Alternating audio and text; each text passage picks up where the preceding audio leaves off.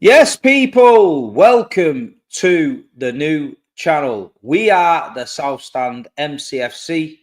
This channel has been in the making for a while.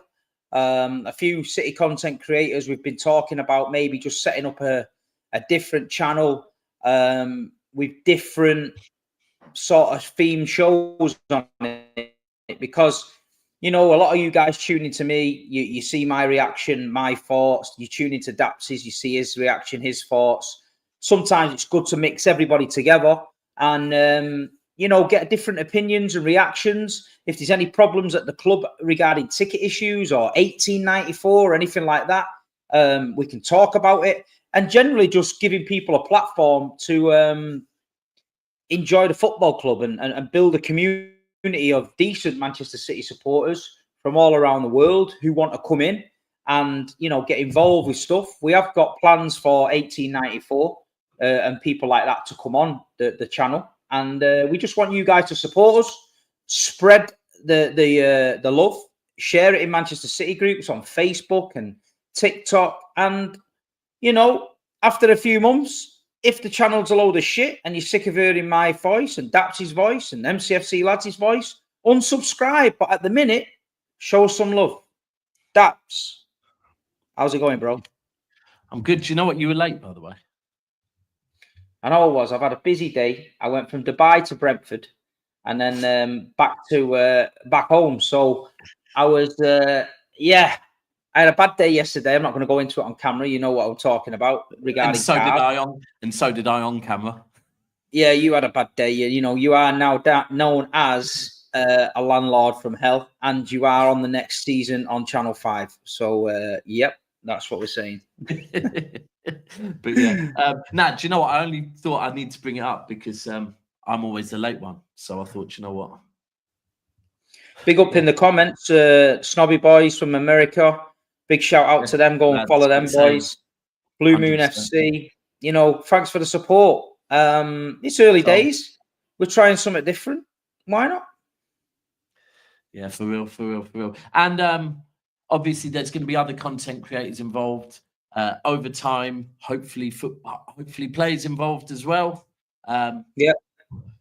We will be, obviously, we've got the Instagram as well, which is We Are the South Stand MCFC. And we've got the TikTok, We Are the South Stand MCFC. We're going to try and keep you up to speed on that as well with all of the latest news. Which at the moment, there's quite a lot of news going on. But yeah, this is just, I swear we've started speaking about this about a year and a half ago. Yeah, I think we did. And then we just, I don't know, you just get caught up and life gets caught up in that. But I think it's needed. I feel like, we've got things going on at the club where we need different perspectives on it. Sometimes not everyone agrees with my opinion. Not everyone agrees with your opinion, lads and Luke and all that. So it's good to I feel like it's good to just have a place where if the time goes, if the going gets tough and things start happening on and off the pitch, it's like a safe haven where we can come in our own MCFC South Stand bunker and we can chat about it. You know what I mean? Mate, and do you know what? That is it, because I see, the way I put it to someone the other day is I want an echo chamber of my own, right? Because I see these when I go on certain channels, Liverpool channels or Man United, late at night. Do you know what? Said's channel. Perfect. Yeah. What's it called? Mandem Chat. Mandem Talk, yeah. Well, that is their safe place where they can all gaslight each other, tell each other. I heard Liverpool channel once upon a time in one of their echo chambers claim that they were signing Mbappe, Kane and Vinicius Jr. all in one transfer window. So do you know what? Now we've got one. Now for once we're in that place where we're actually talking about needing to sign players. Here we go. We've got Gundo Outs in here. There we go. Yeah, I feel like we need to make some mods. And we need the Gundo out. Listen, Ayuk, Divine. If it was anyone else, Fitzroy Simpson, Alan Harper, Gary Megson, I can take it. But Ilkay Gundogan, captain of the treble winners, show him some respect, man. Yeah, do you know it's a good job I'm not a mod because I block him. I need to I need to actually, yeah, we do need to. Anyone that wants to become mods, please reach out to us, whether it be on the Instagram, whether it be on TikTok, or it be on the email, which is we are the South Stand at gmail.com. Reach out to us because we do need to make some mods 100%. Yeah, Mason can be a mod. And the other thing is, get Mason on there. Yeah, get Mason on there. Yeah, I'll put a few of you in there. But what we're going to do is, as well, we're going to have our live shows probably for now 3-4 a week, panel shows, myself and Steve, other content creators, LB, Nobbins, but then also there's going to be uploads as well, 20-minute uploads once or twice a day with some other new content creators.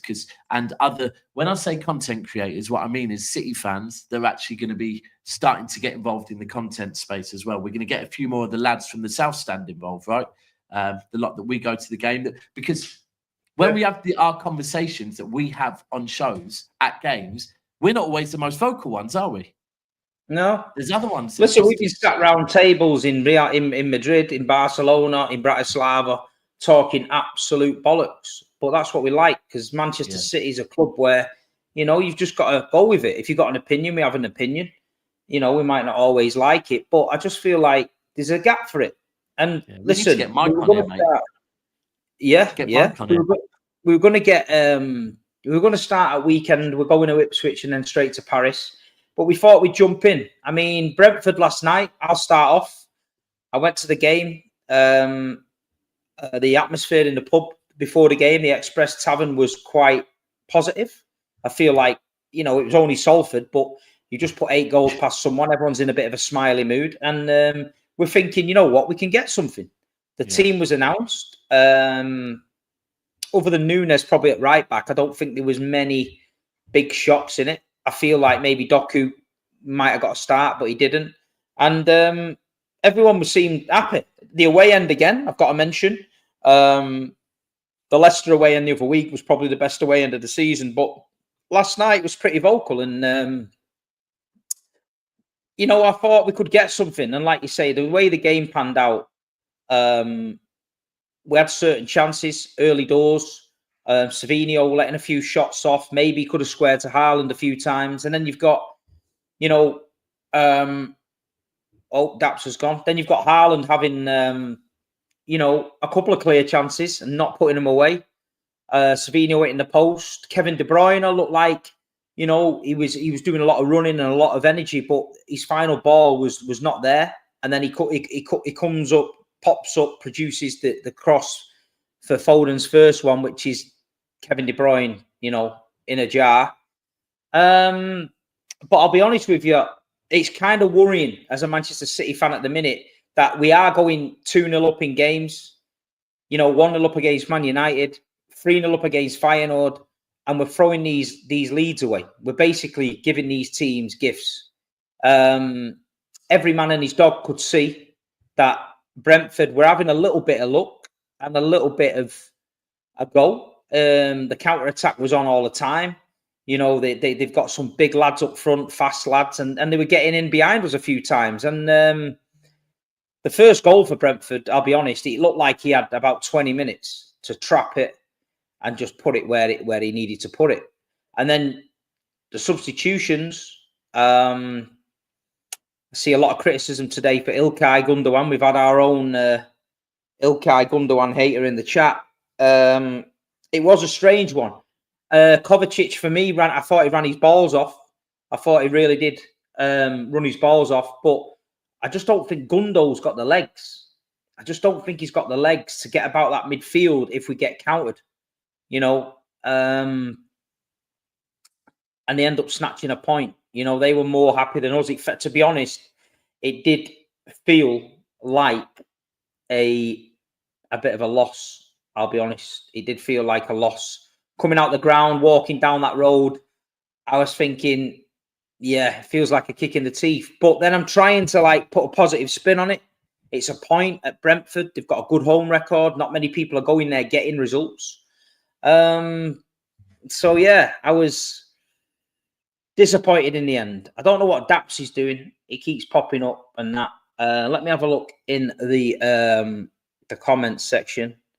Obviously, Daps is in control of the stream, so I can't put him on the screen. Cover was decent last night. Mason, yeah, he was. He had a good engine. I thought he was. Patrick Watson, a year in Spain, has got him used to that walking football in La Liga. Yeah, you could say that. You know, he could be used to a different. But we knew the Ilkay Gundogan that we let go. He's not the Ilkay Gundogan that came back. So we know that. You know what I mean? Anything else going on here? I don't know what Daps is doing. We need O'Reilly, Jovel says. I mean, O'Reilly at left back, it worked against Salford. Would it work against Brentford? I feel like Nico needs to play more central. I think he's got a little bit of legs. For me, I would have put Nunes in the centre of the park, and I'd have put Rico Lewis at right back just for the last 10 minutes. Bit of energy on the right from Rico, and Nunes, you know, he can get about a lot quicker than Gundo. City HQ, good to see you, Luke, in that yesterday. We looked scared in front of goal yesterday, apart from Savinho. We did. City HQ, we did. Savinho is looking lively. I get that, he's looking lively. But Big Earl was fuming a little bit with Savinho for not passing the ball a few times. You know what I mean? Poznan Pete, top 4 is all we need. I'll be patient for getting the trophies back. Yeah, Poznan Pete, you know, we just got to wait. Don't worry about it. Ty Simmons, that's a good point. Will be interesting to see if the 2 centre-backs are thrown straight in. I mean, it could be suicide to throw them both straight in the first team. But that Kazanov or Kuzanov from Lens, he looks like one hard bastard. I can't lie. He's got an head like a fucking block of brick, and he looks like a Bond villain. That's how I can describe him. And at the end of the day, I spoke to a Lens fan about him, and he said he's very, very young, very, very raw, but he's very aggressive. So whether Pep's getting a little bit of, you know, aggression back in that back 4, why not? Why not? Do you think we'll win a trophy this season? Listen, we're Manchester City Football Club. We win trophies. We've got to believe that we're going to win something. You know what I mean? We've got to believe we're going to turn it round sooner rather than later. This Premier League, Liverpool never going to get an easier run. You know, Chelsea don't want to win it. Arsenal don't want to win it. Man City don't want to win it. United don't want to win it. It's Forest want to win it. Exactly. Yeah. Listen, Forest. I'm back, by the way. Gremlin's in here. Don't know what's going on in here tonight. Well, I couldn't click the comments to put them on the screen, so I was just rolling with it. The studio did it on our show earlier on. For some reason, we're going to have to look at it afterwards. Everything just shut down in here. So, but apologies for that, everyone. But I was just saying about I just said about the game. Obviously, I just basically to give a quick overview about it. I don't know what your thoughts on the game was last night. Do you know what I found? Of this run of games that we've had over the last I don't know how long it's been now, 10 weeks. Last night was a bit one of those frustrating ones because I think we were good. Now, I don't expect us to go from being where we've been to back prime Manchester City overnight, right? No. But last night did feel a bit like we were we were working through the gears, right? We definitely looked better for 70, 75 minutes. Of course, we still missed some chances. Like I heard you say about Savio could have crossed, Nunes maybe could have. There's a few, but we were working. Nunes should have shot. Nunes should have shot. I don't know what the hell. Shot. Yeah, simple. He was doing there. And then did you see? Did you see Kevin De Bruyne's shot that hit the roof? It hit the roof of the stand. Listen, even if we didn't see it, they made sure that we heard about it on the TV because the TV made a big deal out of it as well. Like, come on, man. But they had one even worse, though. They had one where they had a volley. One of their players did, I think it was a volley or a half volley on the edge of the box. And the goal's that way. It went that way. It ended up a really good assist, to be fair. But no, I think, but then the last 15, 20 minutes just kind of summed it all up. That once again, we just can't hold on to results. And that's been one of the biggest issues. Now, for me, all we can compare it to, I think, is rival fans would just straight away look at the whole Rodri thing. But the truth is, if you go back to Liverpool the season after they won the league, Van Dijk got injured and Liverpool kept winning, right? Is when Fabinho then got injured and Gomez then got injured. And I think without Rodri and Diaz, it's like no one else in that defensive unit has a clue who knows who should be where. It's like no one knows where they should be. And good news is today, though, coming out is Diaz is back in training. So, yeah. We just need to, I don't know. And what you said about the new young kid we've got, the 20-year-old, I'm not going to try and butcher his name just yet, but you can teach me when I go to Paris how to say his name properly. But from what I've seen of him, he prefers to play on the right-hand side. And I think he might be the Walker replacement, kind of, maybe not instantly, but within the next month, once he does get it, I wouldn't be surprised if we start seeing him play right back and we go back to playing four at the back with Vardy inverting and the other three all going forward, and then hopefully Diaz, Akanji, Diaz Ake, Diaz Stones if Stones comes back, and then the new kid. But yeah, Steve, what's your take on this? You're still here saying we 100% need to go and get a 6, don't we? Or a 6-8? Yeah, I do. I just think we got to freshen it up in there. I mean, it's not even like he sees Nico O'Reilly or someone to go in there, because Nico's a tall, big lad. He's not got his man strength yet, but I think there was talk pre-season that he could be in that role, and then it just fell on deaf ears, and he's ended up playing left back. But I was saying in the hotel last night to some Brentford fans about Rodri, and I was like, who wants to come and fight Rodri for the place, you know? Yeah. So I think it's got to be a younger player that it's not necessarily fight with Rodri. You've got to learn off Rodri. I mean, because Rodri had to learn off Fernandinho. Rodri came to the club, and his first season, people were like, who's this guy? You know, he's not a patch on Fernandinho. He's all over the place. But Rodri took his medicine. He sat back. He watched Fernandinho. Fernandinho, to all his credit, helped him. And when the time was right, the changing of the guard, Fernandinho stepped back and said, look, this is your season now. You go and do what I've been doing. I'm here for the last 20 minutes when you need a breather. I'll come on and I'll do what I need to do.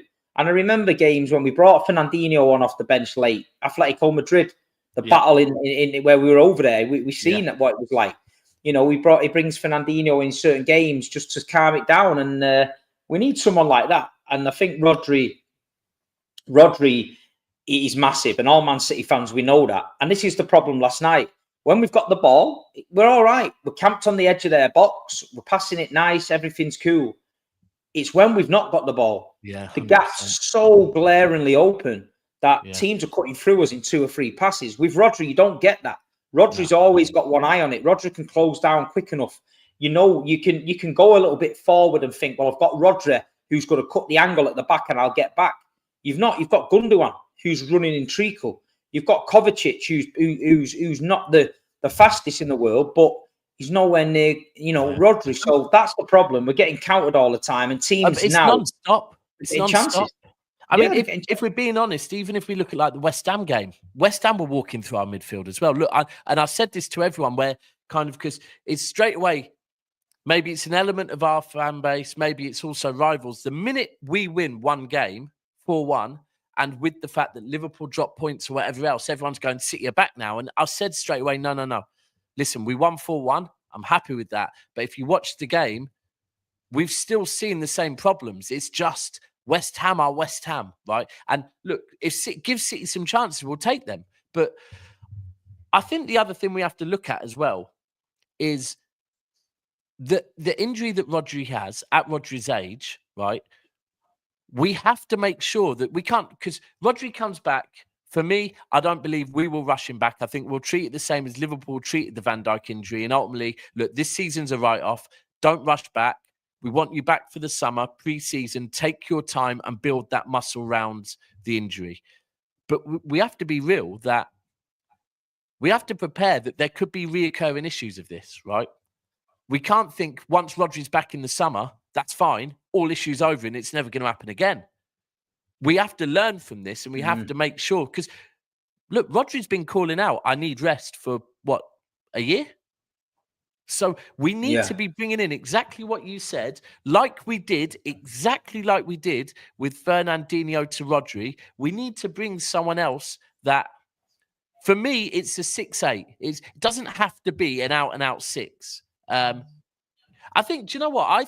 Honestly think we would have kept Lavia, I think, if the club didn't have concerns about Lavia's injuries, The more I think about it now, because that would have been a good person to, a perfect person to learn from Rodri. But I think the club knew something about Lavia, because you think about it, and I know a lot of the online fan base will talk about how did we let Lavia go? Well, if you look at how much game time Lavia's played since he's left us, I don't think Lavia would have been the answer either. So, no, I mean, don't forget. Is there anyone you want? I mean, the obvious one that stares out at the minute that's available for a loan is Douglas Luiz. He's played for us before. He was good at Aston Villa in the season they got to the Champions League.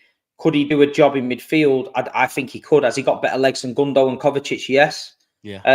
That looks like an easy option, but is he the quality of player that, has he peaked? Is he going to get any better than what he is? Are City looking for somebody that is going to get better than Douglas Luiz? You know what I mean? So it's the club is, in my opinion, the club made a mistake in the summer. They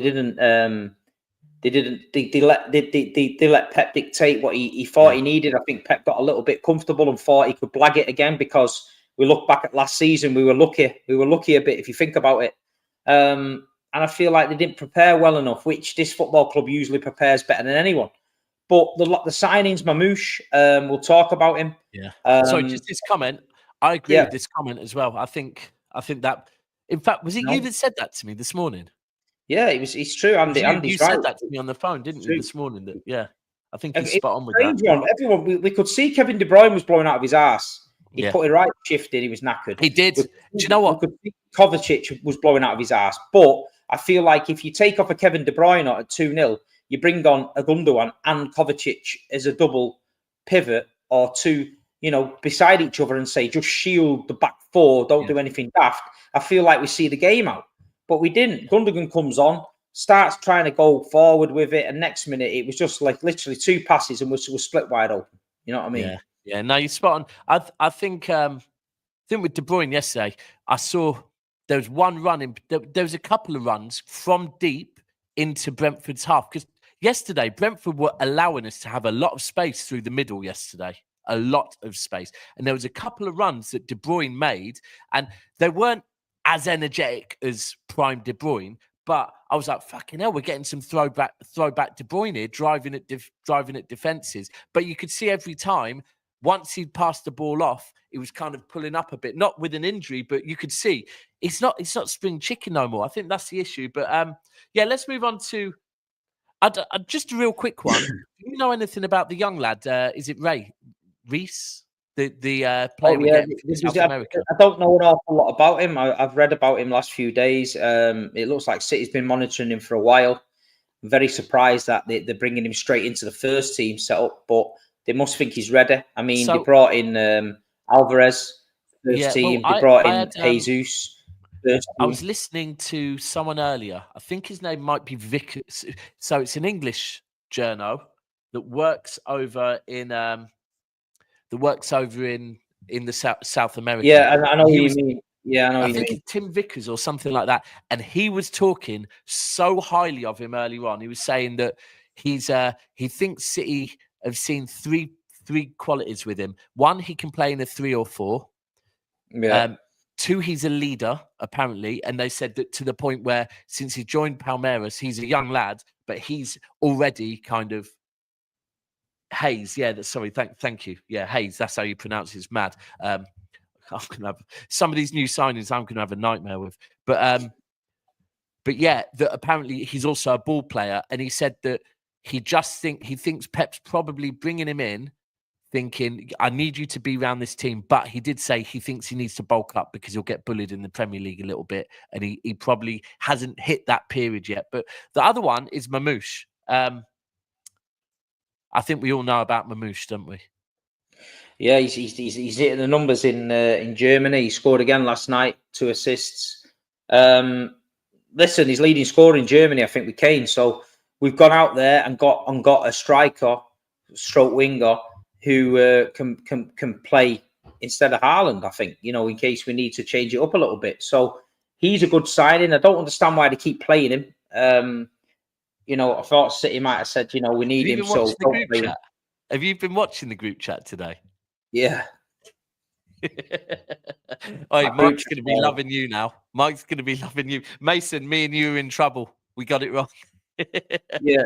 I get it. I get it. I get why they're playing him. I do. But if I'm the player, I'm shitting myself a bit. But he seems to be relaxed. He's calm. He's scoring goals. And we just need to get it over the line. What is it? What's the date? The 15th of January. Yeah.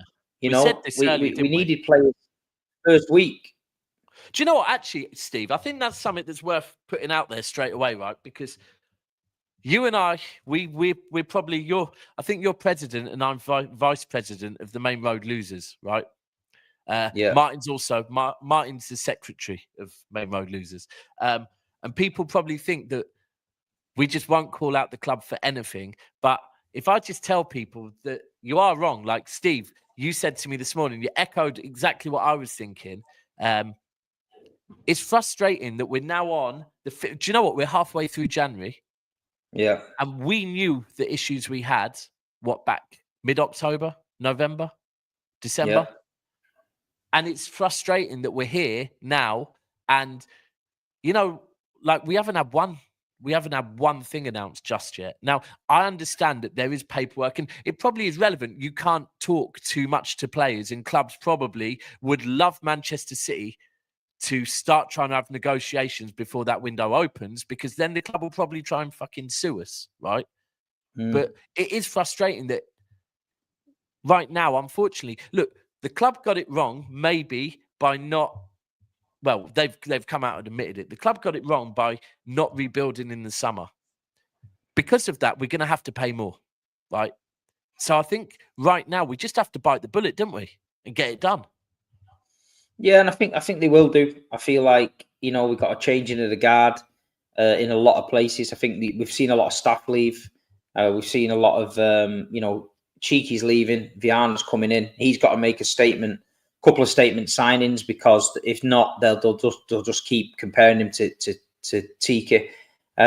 So yeah, there's big changes at the club. But last night's performance was frustrating. I think that was the right word you said.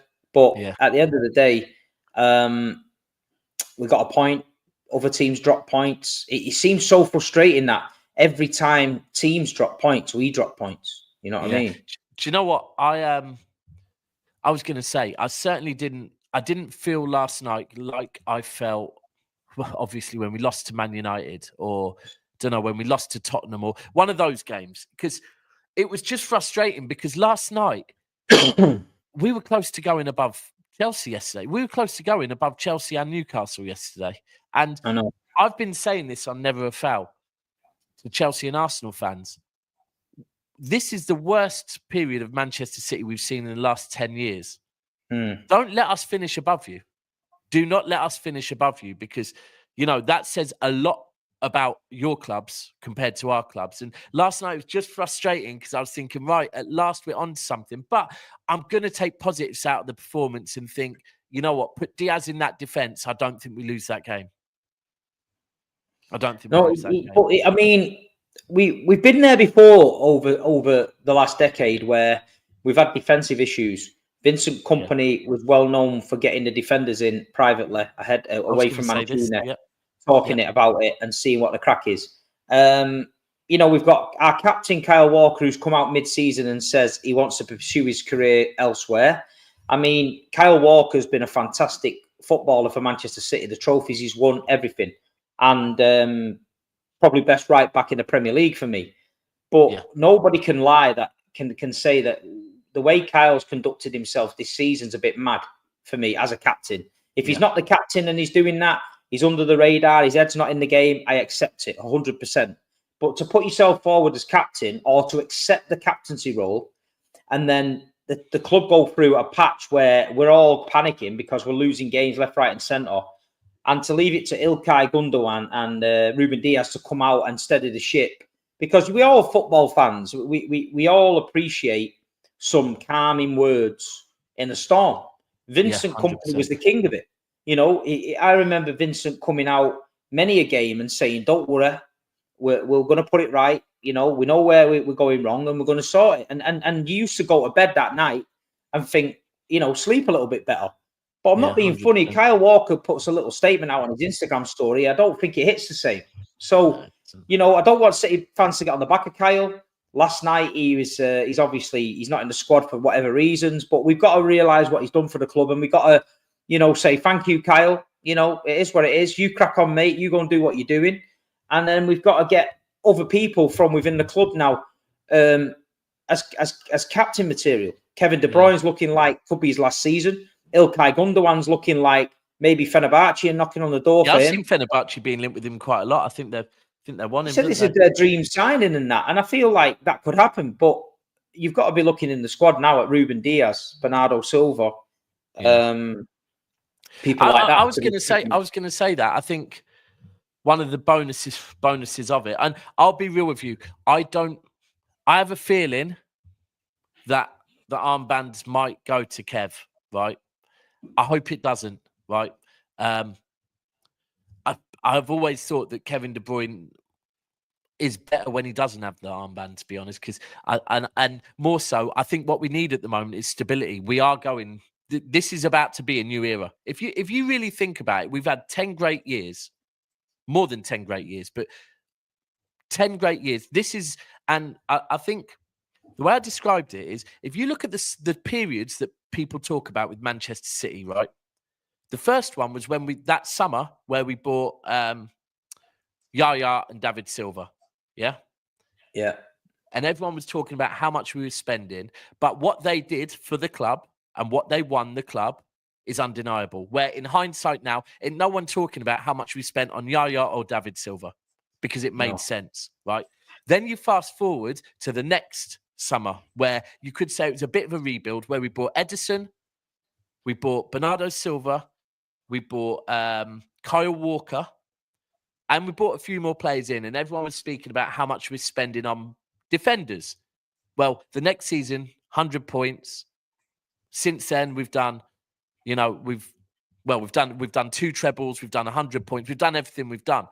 I just feel like this January, and more importantly, this summer, you know what, we are going to have to spend, and people will document how much we've spent, but we won't be talking about that in 10 years if we get it right, because it'll be another great solid period. And I think this is where we need to just give the armband to Ruben now and just let Ruben bring through all these young players.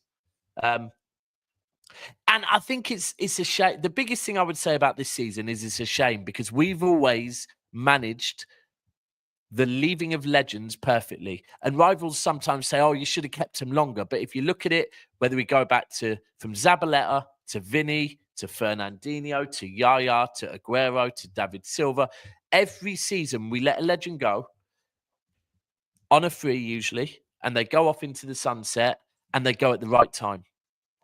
And well, I think one of the biggest ones that caused a bit upset was Gundogan, and he left. And then everyone said that he shouldn't. We've gone and got him back. And now they're all saying, but Steve, we did it with Aguero. When Aguero left, everyone was saying we should have kept him. And he had a couple of games at Barca.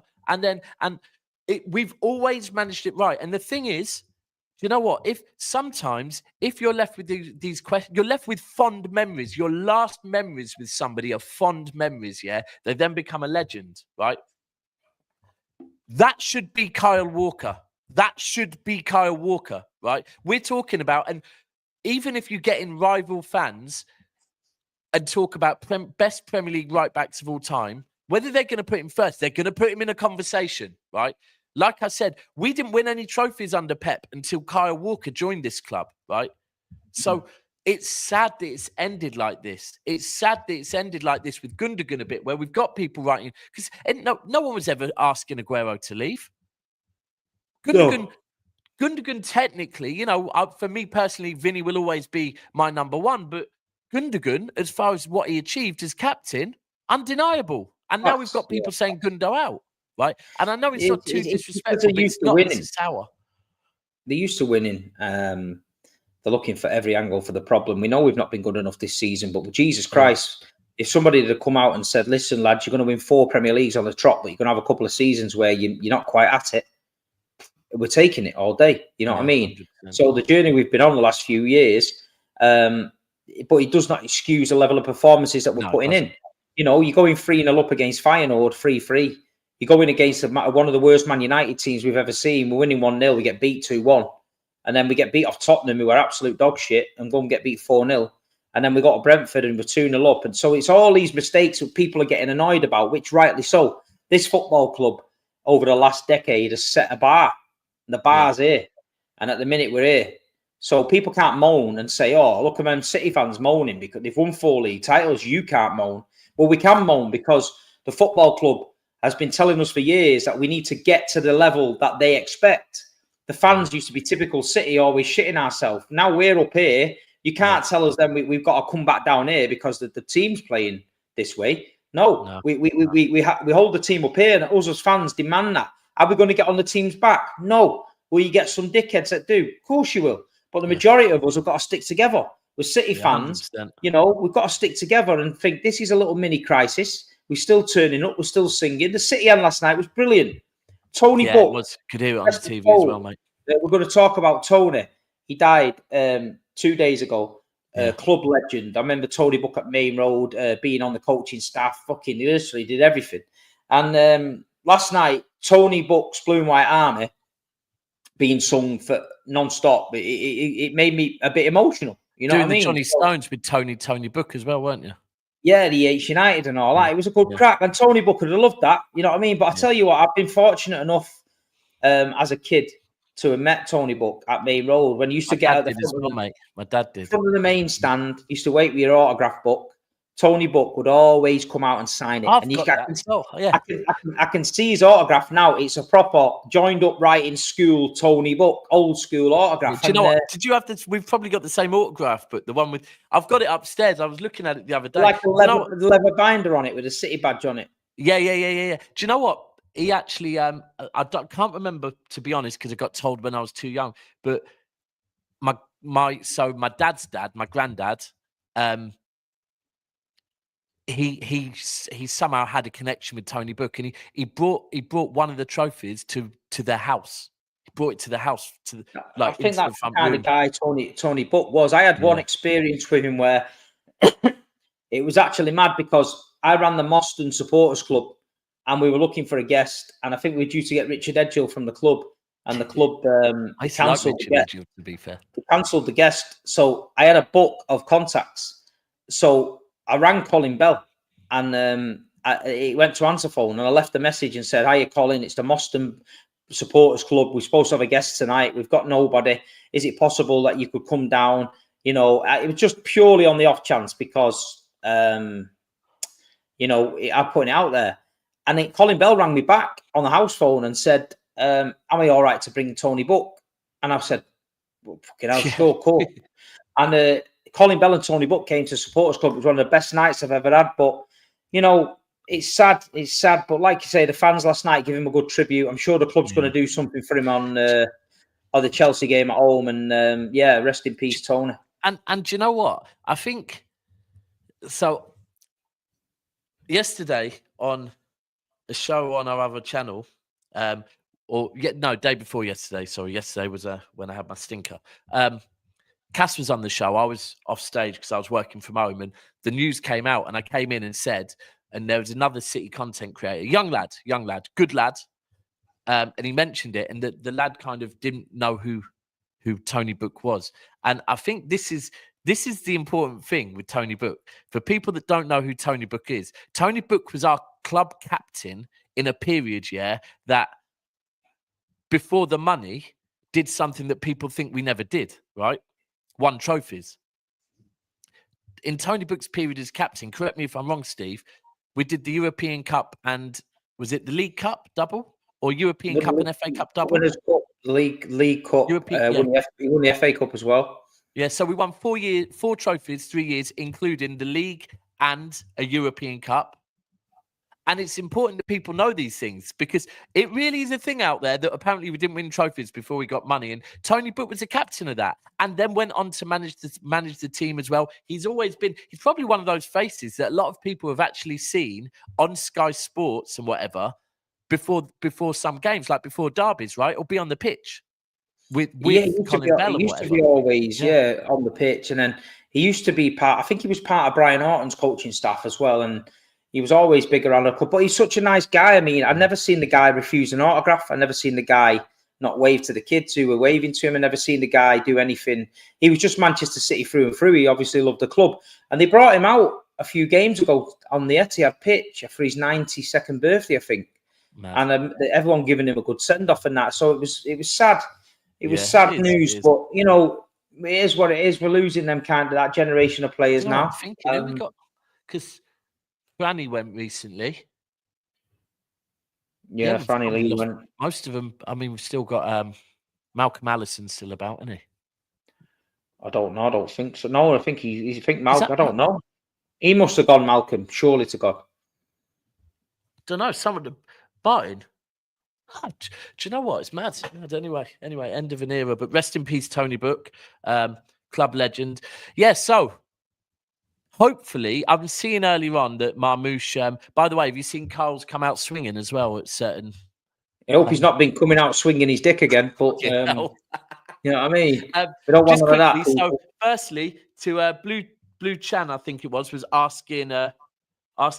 Was it Blue Chand? I think it was asking. Yeah, Blue Chand. Hold tight, Blue Chand. Blue Chand. I love what you did the other day where he messaged me. Yeah, there we go. It's Rivals Tears. That's what the logo is. It's Rivals Tears. Now available on TikTok Shop for everyone mithering the life out of me. Where can they get the Rival Tears? TikTok Shop. Type in Rival Tears. You can get a crate and you can be drinking Ipswich Tears at weekend. No problem. Let's hope. Also, shout out to City Luke who redirected, sent over. Yeah, big mal passed years ago. We've lost Daps again. City fan on the side player was Alan Oakes. I think Alan Oakes. Was Alan Oakes the highest ever appearance player at Manchester City? I think he was. Joe Corrigan. Yeah, Joe Corrigan. Great goalkeeper, Joe. Big Joe. Used to pass Helen the Bell, the ribbon. You should get a ribbon off Helen the Bell. If you know Helen the Bell, you know the game. But yeah, people. So it's been an average week, a sad one for Tony Book, an average one that we got a point at Brentford. We've got Ipswich coming up on Sunday, and let me tell you this: Ipswich are going to fancy the chances. Ipswich at home, they're going to fancy it. Manchester City are coming to town, the champions. Delap up front. Calvin Phillips won't play obviously because he's tired because we're his parent club. But I feel like Ipswich is going to be tough. It's going to be tough. Andy Willis, Tony Book's a legend. Yep. True legend. Ipswich ain't going to be easy. No, Dash. I agree with you. I agree. We bottled the final 10 minutes. Blue Chand. Yep. Of course we did. But yes, people, I have no idea where Daps has gone. The Gremlins will be fixed for the next show. Me and Daps, I'm off to Ipswich on Sunday, and then me and Daps are flying to Paris Saint-Germain on Monday. Any Blues that are travelling to Paris Saint-Germain, we have sorted a bar out called the Bootleg Bar in Paris. It is a Manchester City supporters club. I do believe that it has got a late license on the Tuesday night, very late license. So people take it easy. And there was a rumour going around that the club were going to bring the trophies down to the supporters club, but I don't know how true that is. The same rumour went round in Copenhagen, and they got people to go to the bar, and they never turned up. So don't believe the club. That's all I'm saying. But the Bootleg Bar will be booting off, and we'll be having a great time there. But yeah, Daps, just to answer your question, Malcolm Alton passed in 2010, 15 years ago. So I don't know who you've seen. Fucking, it might be that long, to be fair. I'm old now, ain't I? And No, listen, people, Yes, appreciate indeed. the support. Paris Saint-Germain, this is why I try and get everyone together at the same pub. There's no point in a load of us going to Paris and all sitting in random fucking bars right around the city drinking lattes and talking bollocks when we might as well all be in some fucking mad bar called Bootleg Bar with the door shut playing fucking Fleetwood Mac. You know what I mean? This is what we do. So we might as well all get together. Anyone that knows me on Instagram, look at my stories. I always try to give everyone the heads up. And the best thing is about being a content creator is this. I have not touched a drop of alcohol for 5 years, but I must get every game at least 100 messages saying, what's the boozer today, Steve? Like I'm some sort of fucking piss can. You know what I mean? So it needs to stop. You know, why don't you just ask me, like, where serves the best coffee, Steve? In Paris, not where. No, don't do that because we don't want them. We don't want them to go to coffee shops. Keep you know what asking I mean? you. Where's everyone getting twisted in Paris? You know, to Big Steve. Where's everyone doing karaoke? I tell you what, we need to find another place like in Bratislava that do karaoke. That was mint. That was a fucking dungeon. It was full of COVID and thieves. And then that guy that got me in an armbar. Was it not good? It was good, yeah. But when fucking Ivan the Terrible got me in an armbar because Mel couldn't keep her mouth shut, I thought Big Steve's days are finished here. My arms are getting snapped up. Good job. The old fucking news came out and I fucked him off. But if you think about it, the two of the best evenings we've had here was probably Bayern karaoke in a dungeon. Yeah. And Bratislava karaoke in a dungeon. Oh, we just like a good sing-along, didn't we? Yeah, the Paris will be good. You know, it's usually, you know, it's not that place, but the guys at the Bootleg Bar have reached out. The City fans, they have the supporters club there. Let's get there and support him. He's one of our own. Let's fucking fill his till up with cash. Everyone behave, and let's have a good trip. You know what I mean? 100%, 100%. So you confident of Sunday, by the way?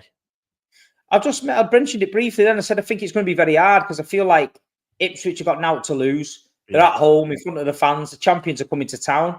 They know we're vulnerable. They're going to try and put it on us. But, you know, it's just the way we are at the minute. Hopefully, if we can get that Mamouchian, but I can't see him playing Sunday. But, you know, I don't think he's tied for the Champions League. So we need him in. But Ruben Diaz could be back. So I don't know. We got to win, man. We got to win. We can't lose anyway, put it that way.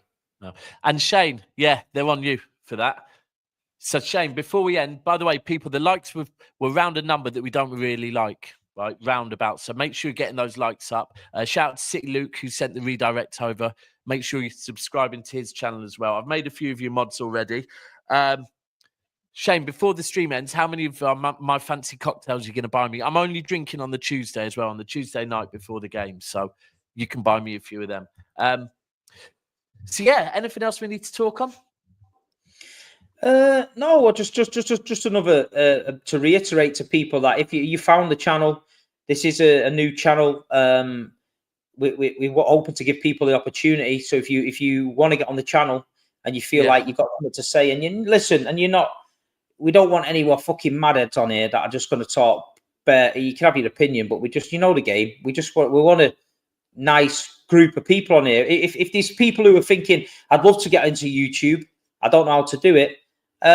Reach out to Daps or myself. We'll get you on the channel. You know what I mean? Just come on and we're looking for good City fans. I want to be able to click on a channel any day of the week and listen to people talk about Manchester City. And that's what we're aiming to do here. But we need your support as fans. We need you to get onto all the lads in your group, support the channel, get behind us, just hit a like, hit a subscribe. Let's get us up to 1,000 followers ASAP. And me and Daps are going to do a Big Steve sort of vlog from Paris, which if you ever watch my stories on Instagram when me and him go away, it often starts off with what colour tracksuit Daps is wearing in the airport. Might wear jeans. And then I've never seen you in jeans in your life. And then it followed on by what cocktail he has in the bar. And then you'll get to know him. You actually get some football footage from Steve. And a little bit of football footage from me. I think it's been a good show, man. It's been a good show. Good show. Yeah, 100%. And just to echo what you said, Steve, we want this to become the place for Manchester City fans to come, a community, and that community is everywhere from Manchester to Mississippi. Let's go in Mississippi. Yeah. Get involved. Shout out to us. We want to get the fans. We've got Mason. Hold tight, Mason. Yeah, Mason's saying jeans. Yeah. Mason's going to be on. He's doing a show. We want to do shows we want to give City fans a voice. Like, so you don't have to constantly listen to me and Steve. You can listen to other people talk about, because we all have a different opinion, right? Yeah. So, yeah. On that, are we going to do a show Sunday? What time? Depends what time. What time kickoff is it Sunday? No, pass. Is it 4, half 4, whatever? It depends how you feel after I'll driving get back all day. to yours. We might do a live one Sunday night Yeah. at Daps' studio, because we got to get the early one to Luton Airport. You're going to have to be other leaving than about 3:30 in the morning, I think. Yeah. Jesus no. Christ, not up for that. But, hey, ho. Anyway, on that note, everyone have a good evening. Trying to remember how you end this. We will be back soon. Make sure you smash a like on the way out. And finally, actually, make sure you subscribe. You follow our Instagram and TikToks. We are the South Stand MCFC, where you'll be able to see a lot of the stories from Paris, etc., etc. On that note, though, love.